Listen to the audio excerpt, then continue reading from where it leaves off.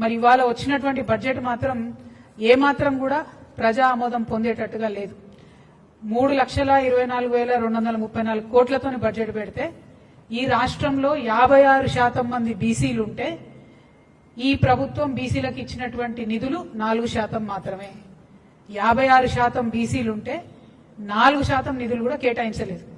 మేనిఫెస్టోలో ఎన్నికలలో వీళ్ళు ఫేకింది రాహుల్ గాంధీ గారు, సోనియా గాంధీ గారు, మొత్తం కాంగ్రెస్ ప్రభుత్వం ఫేకింది ఏంది కాంగ్రెస్ పార్టీ అంతా అన్నాడు.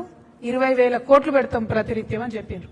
కానీ ఇవాళ ఏం చేసిండ్రు, 12,511 కోట్లు మాత్రమే బీసీల కోసం బడ్జెట్ పెట్టిండ్రు.